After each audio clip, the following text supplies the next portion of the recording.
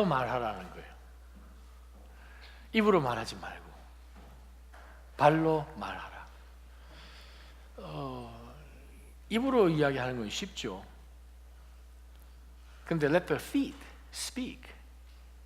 사실 성경에도 보면 발이 우리 삶 가운데서 하는 아주 중요한 행동들에 대해서 언급하는 그러한 구절들이 사실 많이 있습니다. 우리가 로마서나 또 이사야를 보게 되면 평화와 좋은 소식을 전하는 발들이요 해가지고 아주 칭찬하는 말씀도 있어요.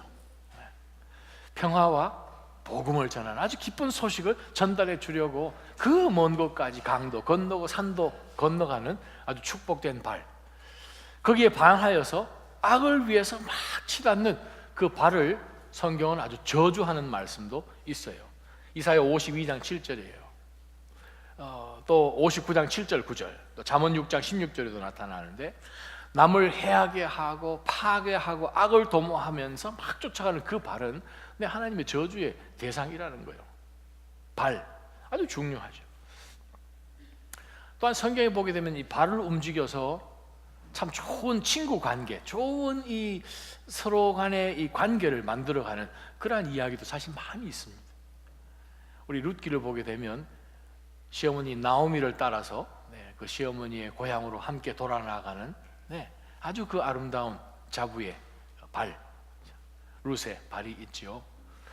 또 예수님 당시에 마가복음 2장에 보게 되면 정말 병석에서 일어나지도 못하고 몸도 가누지 못하는 친구에 대해서 너무 안타까워서 한 걸음에 이 네 친구들이 이 병든 친구를 어깨에다 메고 예수님께 그냥 쫓아나가는 그런 아름다운 친구의 모습도 있어요.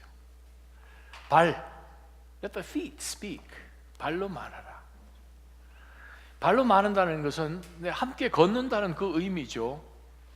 이번에 한국 가서 이제 동서 형님네랑 경주에 이렇게 이제 길을 걸어가 보는데 참 좋았어요.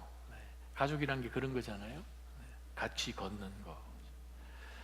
같이 걷지만 꽃길도 걷고 낙엽길도 걷고 하는 그 길도 참 좋지만 때로는 사랑하는 이를 위해서 불구덩이 속에다가 내 발을 담궈 놓는 그 발도 있어요. 다니엘서 보게 되면 다니엘이 그 세 친구들이 풀무 속에 서로를 위해서 발을 함께 담궈 주는 거죠. 성경은 이 발에 대해서 아주 이야기를 참 많이 이야기합니다. 오늘 우리가 들여다볼 이야기도 성경에 나타나는 정말 아름다운 발걸음의 이야기예요. 다윗에게 자신의 목숨을 잘 유지하고 피하고 안전한 곳으로 빨리 피할 수 있도록 도와주는 발 이야기, 오늘 본문 이야기도 발 이야기입니다. 요나단과 이 다윗의 이야기, 그냥 단순하게 우정, 친한 친구의 우정 정도로 생각하는 그 우리의 생각을 훨씬 뛰어넘는다는 것을 오늘 본문을 보게 되면 특정하게 등장하는 몇몇 단어들을 통해서 우리가 또 확인해 볼 수 있습니다. 우리가 생각할 때 그냥 다윗과 요나단, 그냥 우리 인간 내에서 찾아볼 수 있는, 쉽게 발견할 수 있는 그러한 정도의 수준의 우정이 아니라 전혀 다른 등급의 우정인 것을 오늘 본문을 통해서 우리 한번 찾아봤으면 좋겠습니다. 20장, 사무엘상 20장이에요.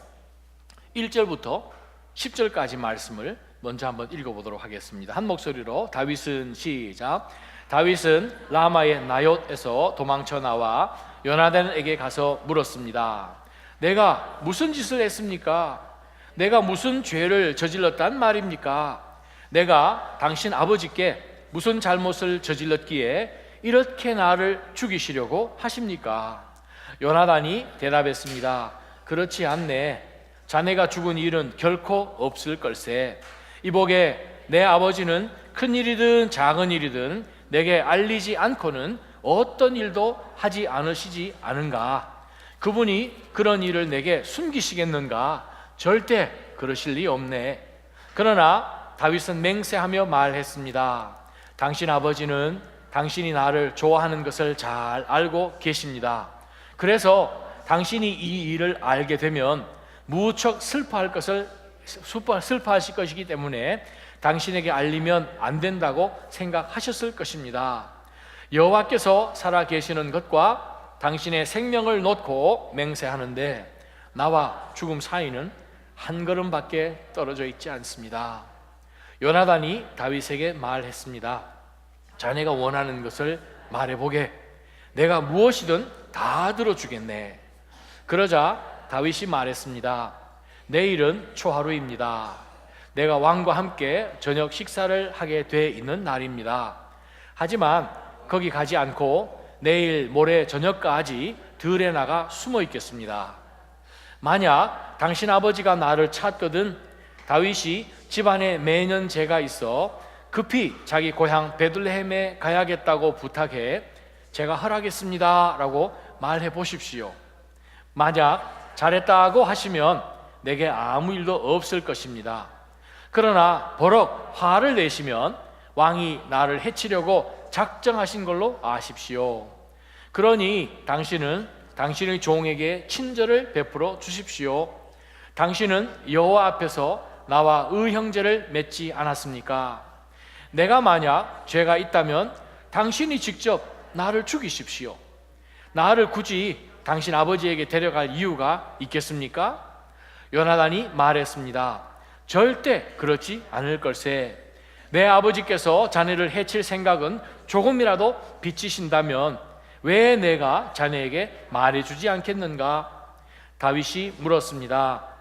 당신 아버지가 당신에게 화를 내신다면 누가 그것을 내게 말해 주겠습니까? 네, 먼저 우리가 20장 1절부터 10절까지 말씀을 한번 보겠습니다.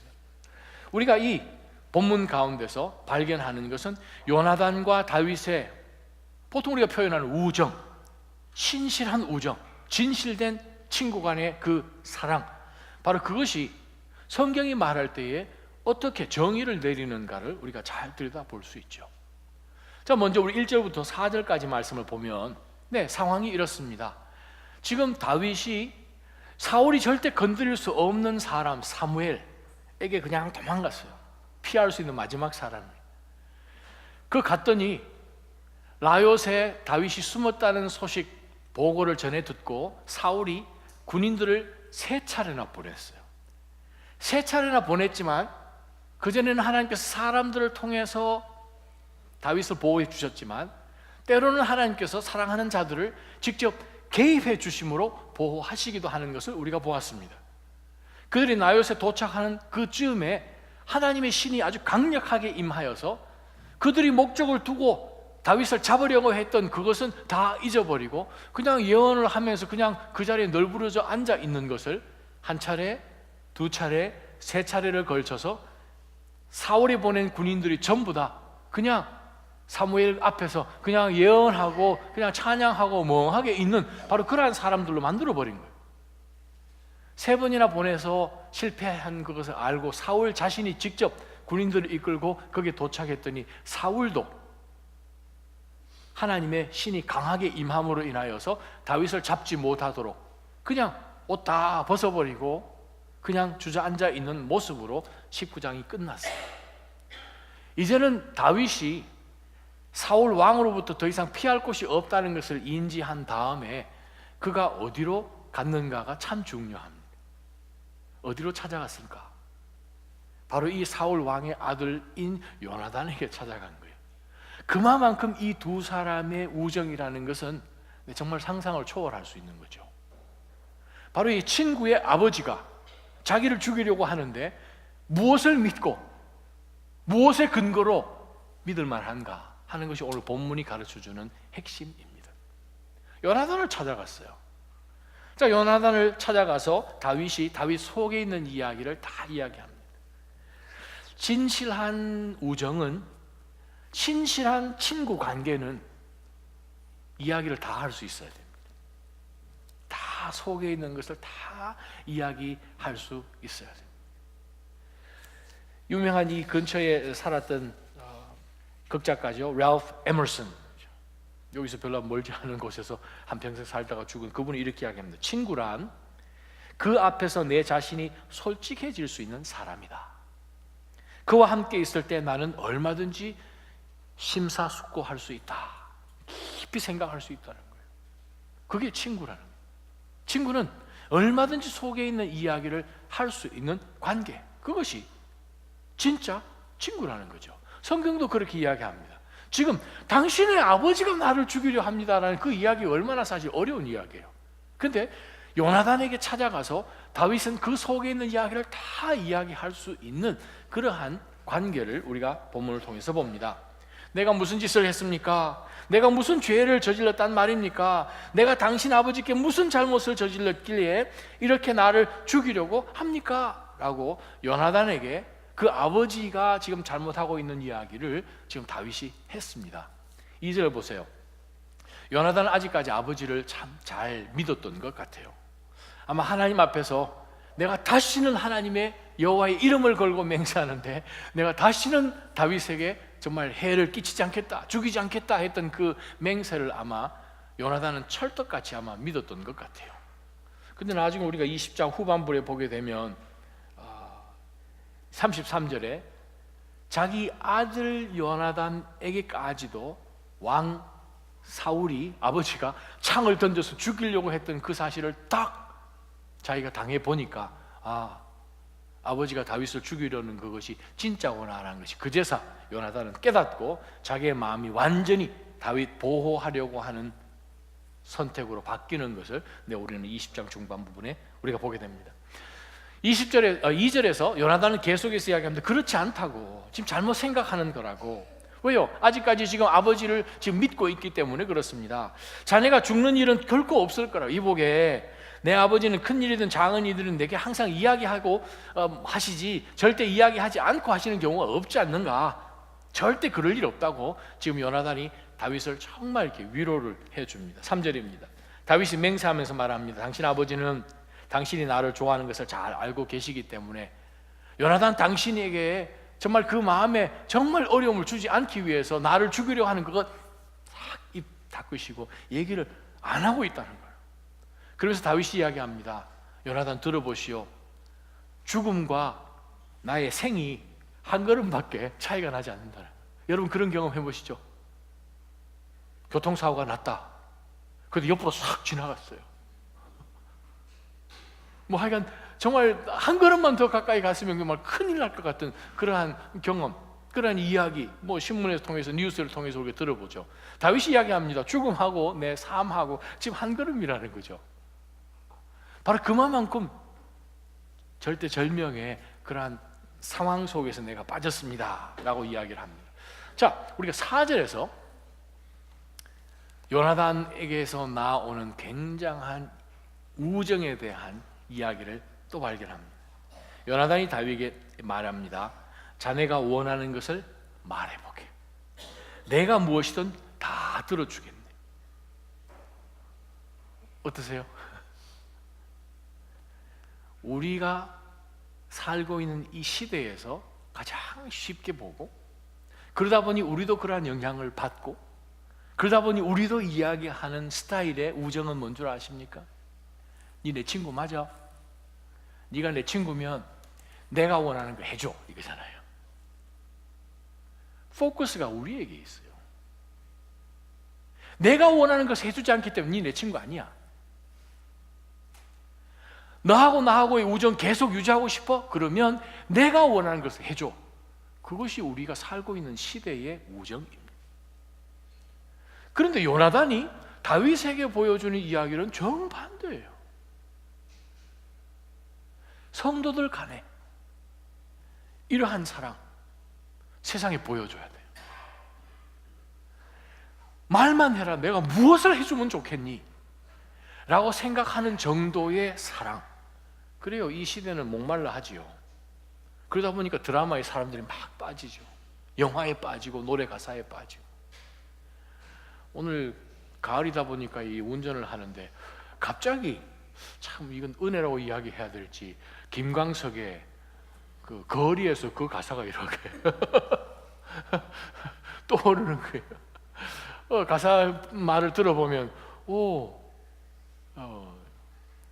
나중에 집에 가셔서 묵상하시기 바랍니다. 우리 이 시대가 너무 각박하다 보니까 정말 아련하고 정말 어떻게 그러한 우정이라고 생각이 되는 바로 그 말을 요나단이 한다는 거예요. 뭐라고 이야기합니까? 자네가 원하는 것을 말해보게 내가 무엇이든 다 들어주겠네. 그렇습니다. 아버지 문제입니다. 요나단의 입장에서는 자기 아버지의 문제임에도 불구하고 요나단이 다윗에게 뭐든지 말해보게, 비록 그것이 내 아버지에게 해가 되고 손해가 되는 것이라 한다 할지라도 내가 들어주겠네 라고 이야기할 수 있는 그 근거가 무엇입니까? 그것은 내가 하나님 앞에 서 있는 사람입니다. 하나님 앞에, 하나님의 임재 앞에 있는 존재입니다 라는 그것이 인식되지 않으면 절대 고백 못합니다. 사랑하는 나자님 성도 여러분, 절대절명의 순간 속에서 우리가 신실한 친구가 되어서 정말 축복의 통로가 되기 위해서는 하나님 앞에서 내 존재를 먼저 깨닫는 게 중요합니다. 그게 첫째예요. 하나님 앞에서 나는 누구인가? 하나님이 이 모든 상황을 보실 때에 무슨 눈으로, 무슨 렌즈로, 무슨 각도에서 보실까 하는 그것을 먼저 생각해야 하나님이 원하시는 아름다움, 예수 그리스도의 사랑이 우리 삶을 통해서 보여지죠. 그렇지 않고 내가 중심이 되고 내 상황이 중심이 되고 그냥 우리가 늘상 보는 우리의 인식이 우리 삶 가운데 가장 중요한 주체가 되어버리면 절대 하나님이 보시는, 하나님이 기뻐하시는 그러한 우정, 그러한 진실된 사랑을 우리가 하지 못하죠. 요나단은 지금 자기 아버지 이야기입니다. 아버지가 요나단에게 창을 던지고 아버지가 요나단에게 한 이야기가 뭐랍니까? 너와 너의 왕국은 이라고 이야기합니다. 무슨 말씀이에요? 사울 마음 가운데는 이 왕국을 너에게 지금 물려주고 하는데 너 지금 무슨 소리를 하느냐라고 이야기하는 거거든요. 지극히 상식적인 것이고 지극히 세상적인 생각이에요. 그것을 우리는 이성이라고 이야기합니다. 그러나 하나님이 보시는 것은 뭐예요? 이성 위에 있는 영성이지요. 요나단의 입장에서는 얼마든지 우리 아버지 이야기하면 싫지요. 우리 가족 이야기인데. 그런데 포커스가 어디에 있습니까? 하나님에게 있다는 거예요.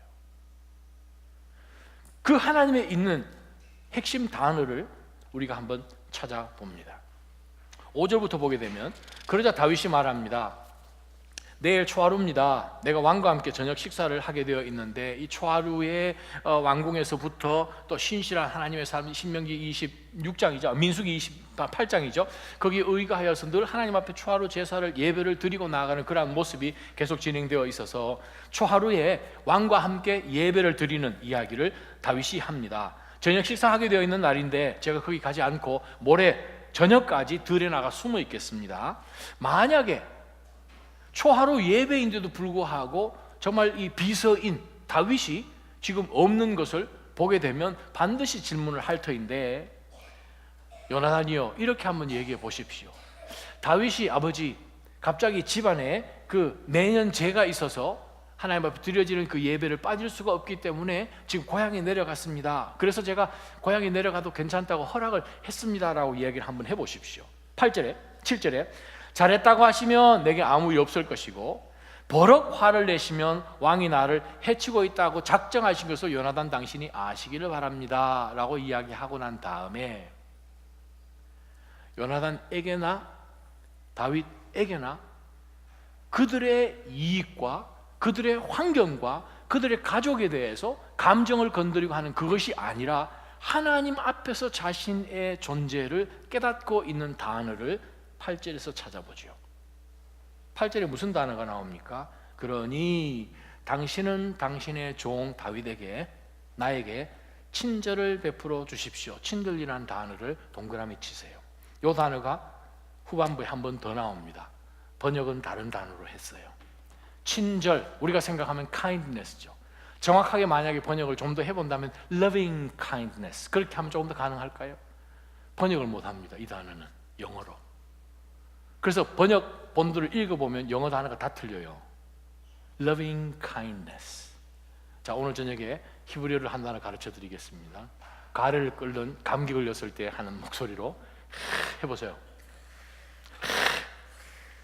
네, 이쪽이 좀 감기가 많이 걸려 있네요.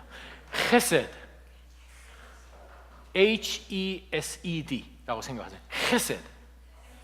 그 단어는 영어로 이야기하면은 loving kindness 혹은 royal love 뭐 이렇게 번역을 하는데 지금 이 구절에서는 친절이라고 표현했어요. 하나님이 우리를 향하여서 상황하고 전혀 상관이 없이, 조건하고 전혀 상관없이 그냥 무작정적으로 우리를 대하여 사랑해 주시는 그 여호와 하나님의 언약의 사랑, 이스라엘을 향하여서 언약의 사랑, 믿는 성도들을 향하여 언약의 사랑, 무조건적으로 들이밀으시는 바로 그 하나님의 사랑을 8절은 친절이라고 번역을 해놨어요. 다윗이 요나단에게 요구하는 것이 바로 이것입니다. 당신 여호와 하나님께서 우리를 향하신 헤세드를 기억하십니까? 그 헤세드를 나에게 해주십시오, 이 말이에요. 요나단이 다윗에게 무슨 이야기든지 나에게 해주시오, 그러면 내가 당신에게 해주겠습니다 라고 이야기하는 그 근거나, 다윗이 요나단에게 요구하는 그 근거나, 근거의 기준은 8절에 나타나는 여호와 하나님 앞에서 있는 헤세드라는 거예요. 친절을 베풀어 주십시오.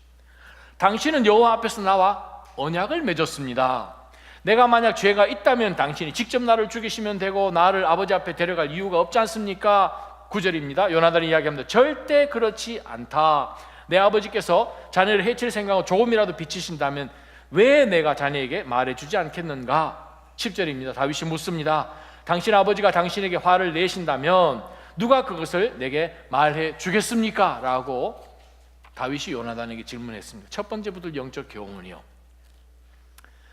정말 우리가 숨이 꼴깍꼴깍 넘어갈 것 같고 정말 상황 가운데서 이것은 아니지 하는 가운데서 인간적으로 우리가 선택할 수 있는 그 순간 속에서도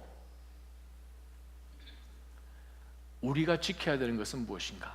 하나님 앞에서 내 존재가 무엇인가? 하나님 앞에서 나는 누구인가? 하나님과의 언약 관계 속에 있는 내가 이 상황 가운데서 누구인가? 그것을 선택을 할 때 우리는 내 자신의 이익이나 우리 가족의 이익이나 내 감정에 대한 그러한 것에 우리가 매이지 않고 하나님의 헤세드, 언약에 매이게 됩니다. 하나님의 긍휼에 붙잡힘을 받게 됩니다.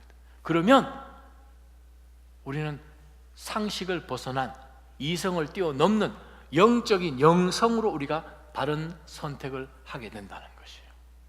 그것이 진실한 사랑입니다. 그것이 하나님이 보시는 아름다운 진실된 우정이라는 거예요. 저는 저희 낮아짐 교회 내에서 모든 믿음의 성도들이 서로에 대해서 세상이 볼 수 없는, 세상이 도저히 찾아볼 수 없고 경험할 수 없는, 내가 당신을 위해서 뭘 해주면 되겠습니까? 하는 그러한 사랑으로 승화되기를 주님의 이름으로 축원합니다. 교회가 만약 너가 나를 사랑하면 그럼 나 이거 해줘 라고 요구하는 세상 같은 그러한 사랑이 이 교회 내에서는 전혀 없기를 바랍니다. 전혀 없기를 바랍니다.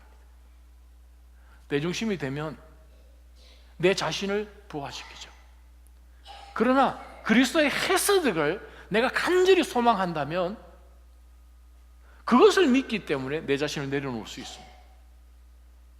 우리를 향한 변함없으신 하나님의 그 햇빛 같은 그 강력한 로열 러브가 있기 때문에 우리는 내 감정이나 내가 판단하는 것이나 하는 그 모든 것을 내려놓을 수 있는 거예요. 여러분, 요나단이 자기 아버지 욕하는데 가만히 있을 수 있습니까? 자기 아버지에 대해서 오해하고 있는데 가만히 있을 사람 누가 있습니까? 요나단이 뭘 믿고 그것을 가능해 말을 할 수 있었는가? 그것은 헤세드라는 거예요. 바로 그 여호와께서 우리를 향한 변함없이 보여주시는 그 친절함, 그것을 본인이 분명히 깨달았기 때문에 언약 앞에서 나는 하나님의 사람입니다 라는 그것이 반드시 서면 우리는 상식적인 판단과 기준을 얼마든지 넘을 수 있다는 거예요. 우리가 친구 관계를 맺고 우정을 쌓고 하는 그것, 우리가 생각을 해볼 때에 이 상황이 지나고 나면 이 사람에게서 내가 어떤 유익함이 있을까? 내게 이득이 있을까?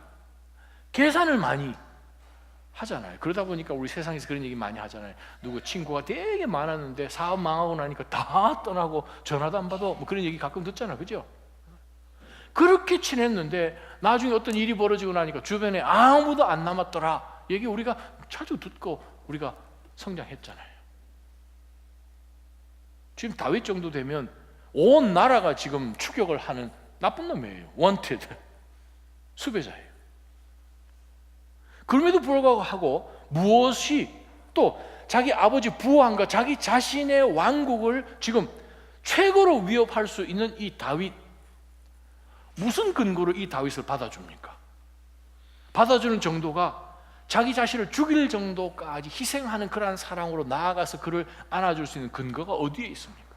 바로 그것은 하나님에게서만 찾을 수 있는 친절이라는 거예요. 교회가 성도 서로 간에 이 하나님의 헤세드가 보여지면 세상은 열광할 수밖에 없습니다. 여러분 주변에 있는 이 세상은 열광할 수밖에 없습니다. 왜? 이런 거 본 적도 없거든요. 책에도 안 나오거든요. 바로 이러한 사랑은 자기 사랑, 자기에게 속해 있는 이 모든 사랑을 뛰어넘는 이 사랑은 예수 그리스도에게만 발견되기 때문에 그렇죠.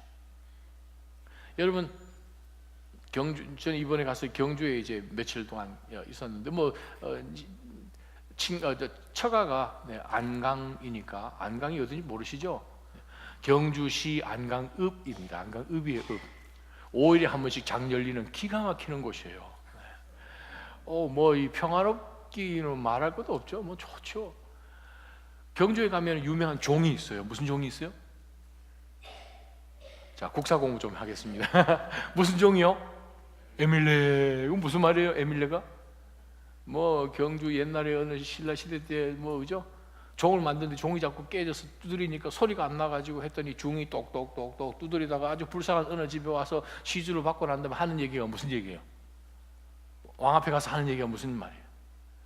애기를 종 만들 때 집어넣어서 녹이면 세상의 모든 종교에서는 노여워하는 신을 어떻게 해서든 달래기 위해서 인신을 하라는 거죠. 인신을 하라는 거죠.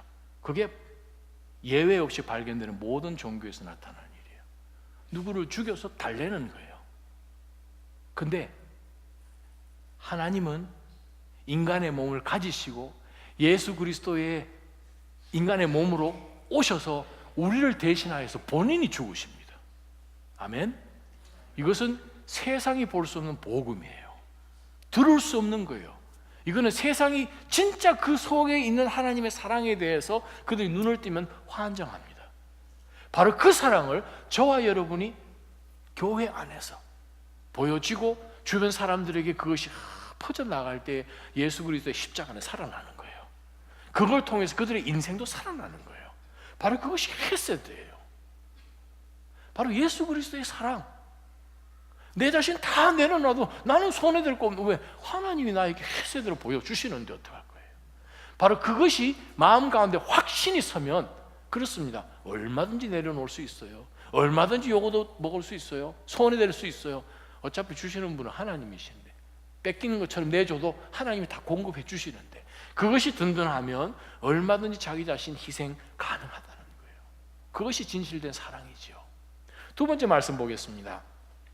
11절부터 23절까지 말씀인데 한번 읽어보십시다. 11절부터 요나단이 말했습니다. 시작. 요나단이 말했습니다. 이리 와서 들판으로 나가보세.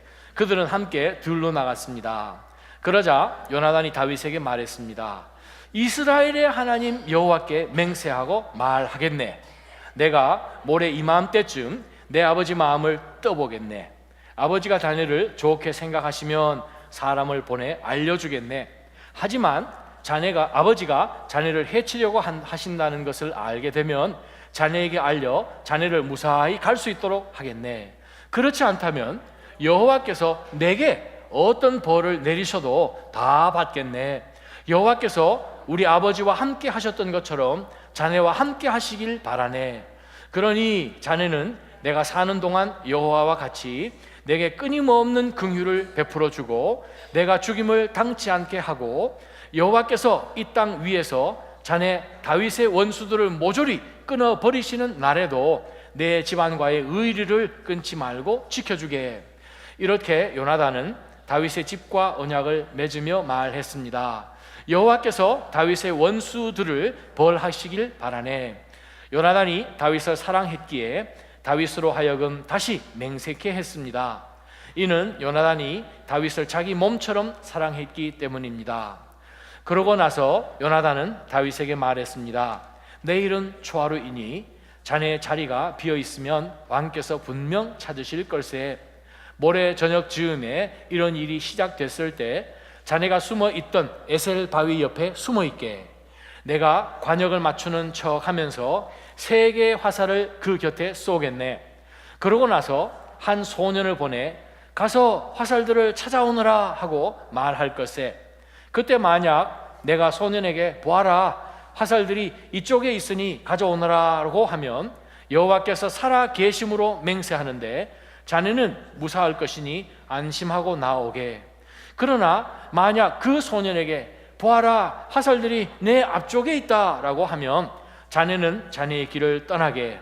여호와께서 자네를 떠나 보내시려는 뜻인 줄 알게나. 그리고 자네와 내가 약속한 이 일에 대해서는 여호와께서 자네와 나 사이에 영원히 증인이 되실 걸세. 24절, 그리하여 다윗은 들판에 숨게 되었습니다 하고 에피소드가 끝나는 거예요. 자, 그 상황까지 오늘 우리가 두 번째 패시지를 보게 됩니다. 두 번째 패시지를 보게 되면 정말 발이 말하게 하는 것, 말로 말고 굿지라고 하죠. 전문 용어로 굿지 기마이 말고 발로 말하는 그 의미는 무엇인가? 구체적으로 도움을 주는 그 신실한 우정이란 그 무슨 뜻인가? 우리가 11절부터 23절에 보게 되면 자기 희생에도 불구하고 먼저 여호와의 뜻을 구하는 것이 신실한 우정입니다. 요나단이 지금 이야기하는 자기 손해라는 것은 자기 손해 정도가 아니죠. 자기의 지금 왕조가 날아가는 거죠. 자기와 자기의 자녀들과 아버지와 아버지 자녀들 모든 그 당시에 이 왕조가 바뀌면 다 죽이니까 그러한 가운데서 지금 아버지가 다윗의 목숨을 구하는 상황 속에서 지금 요나단의 입장에서는 아버지의 왕국과 그 왕국을 나에게 물려줘서 내가 후계자가 되어서 내가 그 다음 차기 왕이 돼야 되는 지금 상황으로 생각하는 것이 상식이니까 다윗 한 사람만 죽이면 아무 문제가 없어요. 아버지의 골칫덩이, 자기가 얻어야 할 유업으로 받아야 될 그 왕국에 대한 위협을 한 사람 제거하는 것으로 다 해결할 수 있어요.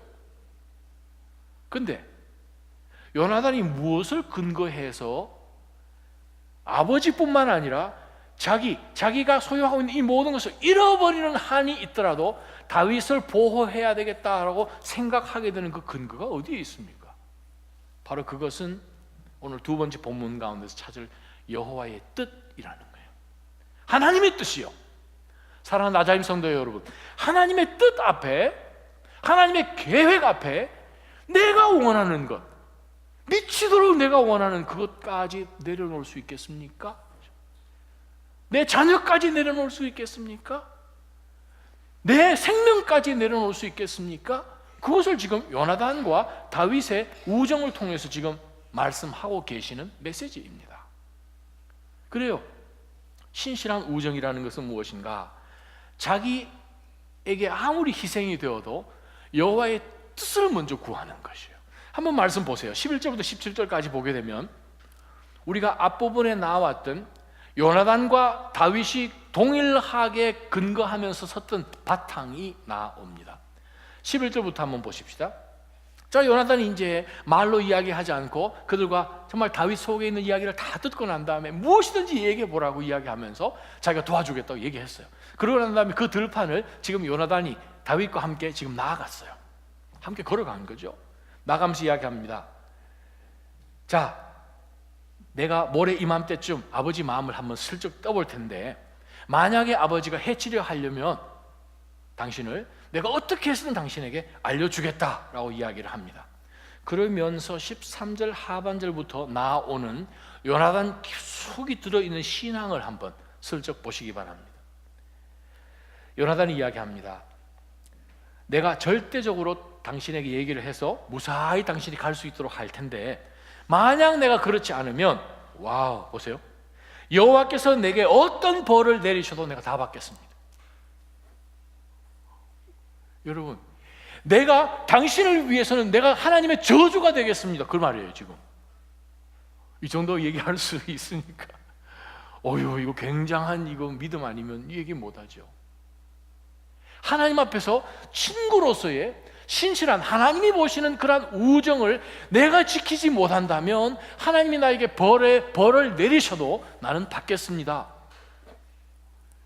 이런 우정 없어요. 세상에서는 듣도 보도 못한 이야기를 지금 요나단이 합니다.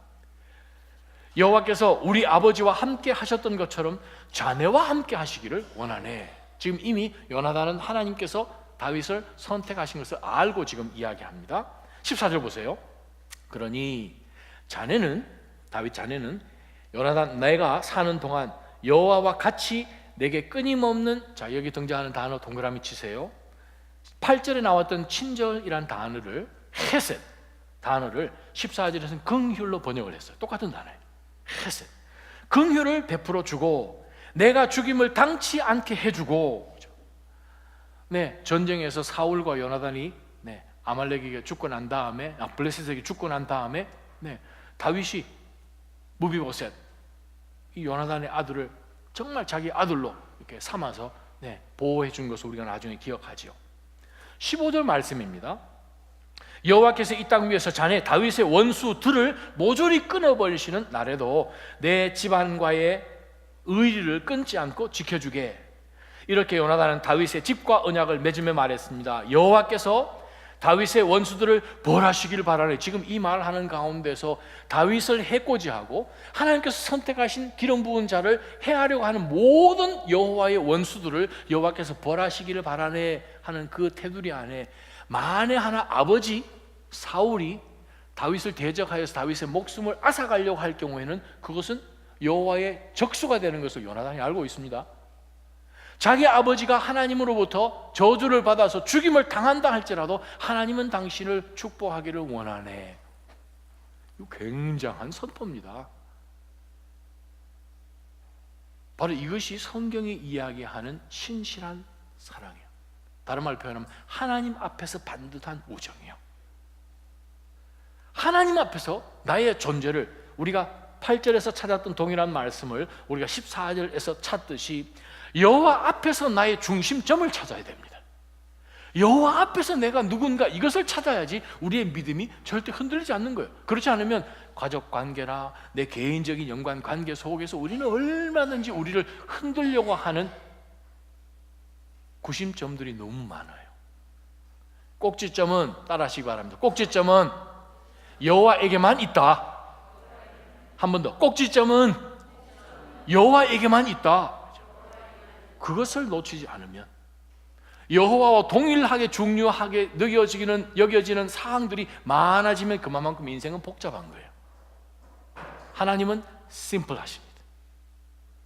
하나님과의 관계는 심플해야 합니다.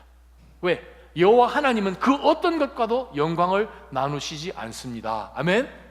하나님은 다른 어떤 것과도 하나님 당신의 그 영광을 나누지 않습니다. 하나님 등급만큼 우리가 무엇을 중요하게 소유, 친구, 우정, 나의 어떤 이득, 내 감정 동일하게 높여버리면 그 인생은 복잡하지요. 늘 근심이 끊이지 않지요. 그러나 여호와 하나님 한 분만 계시면 그 인생은 심플할 수밖에 없습니다. 그랬더니 요나단은 하나님 중심으로 사고를 하는 거예요. 하나님 중심. 우리가 지난 100년 동안 그래요. 우리 대한민국의 한국의 기독교를 정말 이 일제 36년 동안에도 보존을 해왔던 중심 사상이 딱 세 가지잖아요. 모든 교파에서 신사참배하고 신앙을 거부하고 적당하게 타협하고 신도이즘과 연결해서 그냥 뭐 신도도 섬기고 예수님도 섬기고 하는 그러한 가운데서 모두가 신앙이 다 해석된 가운데서 유일하게 한국 기독교를 보존했던 그 교단 가운데서 중심이 되었던 사상이 세 가지잖아요. 하나님 중심, 성경 중심, 교회 중심, 세 가지잖아요. 그 세 가지, 그거 외에는 없어요. 우리가 그것을 흐트러지면, 하나님 중심이라는 것을 흐트러지면 모든 것이 복잡해지지요. 그러한 가운데서 18절 보십시다. 그러고 나서 요나단이 이제 어떻게 구체적으로 다윗을 구해줄지에 대해서 이야기를 합니다.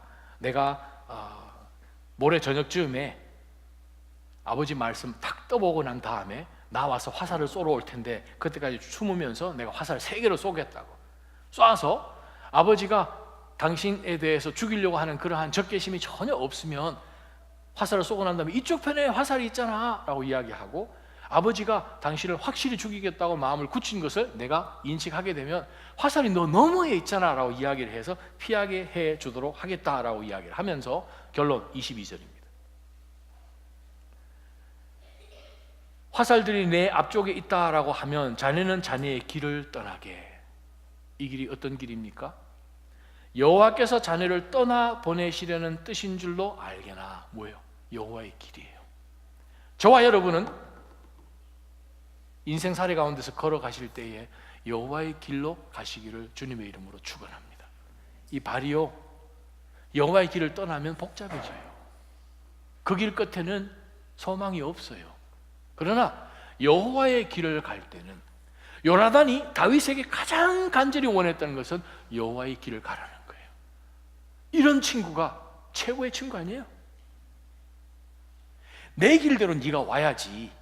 끌어당기는 그 길이 아니라 여호와의 길을 찾도록, 여호와의 뜻을 찾도록, 그것이 가장 중요한 것 아니겠느냐 하는, 그것이 지금 선배인 최소한 20살 이상의 이 요나단이 다윗에게 해주는 정말 기묘한 영적인 충고잖아요. 저는 나자진 교회 모든 믿음의 성도들이 성도 서로의 지체들을 바라볼 때에 때로는 어려운 이야기이지만, 지금 당신이 처해 있는 상황 가운데서 물론 어렵지만 정말 당신 죽음과 생 가운데 한 걸음밖에 차이 안 날지 모르겠지만, 이 가운데서 가장 중요한 게 무엇입니까? 여호와의 뜻 아닙니까? 당신의 선택이 하나님을 기쁘게 합니까? 아니면 사람을 기쁘게 합니까? 그 이야기를 할 수 있어야 된다는 거예요. 그게 진짜 친구지요. 에이브러햄 링컨이 이런 얘기를 했습니다. 진정한 우정은 천천히 자라는 나무 같아서 진정한 친구라는 칭호를 얻기 위해서는 수많은 역경과 충격들을 견뎌야 된다는 거예요. 하루아침에 되어지지 않습니다. 천천히 자라는 거예요. 나무처럼 자라는 거예요. 버나드 멜처라는 사람은 이렇게 이야기합니다. 좋은 친구는, 진정한 친구라는 것은 뭐냐 하면, 계란이 깨어진 것을 보고 그래, 계란 깨졌지만 괜찮아, 아직 쓸만해 라고 이야기해 주는 것처럼, 우리 자신에게 그런 금이 있고 플로스가 있고 실수하는 것이 많이 있어도 그래 괜찮아 라고 얘기해 주는 사람이에요. 우리가 스스로 보면 실수가 많잖아요. 흠잡을 것 많잖아요.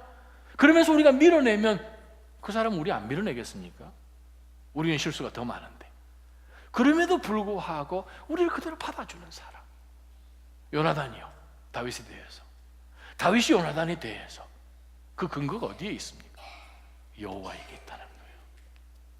하나님 중심의 사고를 하시기를 주님의 이름으로 축원합니다. 말씀을 묵상하면서 제가 이런 생각을 한번 해봤어요. 우리가 무엇을 볼 때 저 사람과 내가 진짜 친한 친구가 됐구나 라고 생각할까? 한번 생각을 해보세요. 내가 무엇을 보고 무엇을 느낄 때 내가 이 사람하고 나와 되게 친한 친구가 됐나 보다 라고 생각을 할까? 빈칸을 한번 메꿔보세요. 그 빈칸을 한번 찾아보니까 이러한 예들이 몇 가지가 있습니다. 우리 집 애들이 내 친구를 엄마라고 부를 때, 이게 무슨 말인가 하면, 우리 집 애 새끼들이 저 집에 가서 밥을 하도 먹으면서 그냥 친구 엄마를, 내 친구를 엄마 그런다는 거예요. 오, 이거 굉장한 거죠. 어떤 걸 찾아보니까 친구 집 반찬통이 우리 집에 다 있을 때,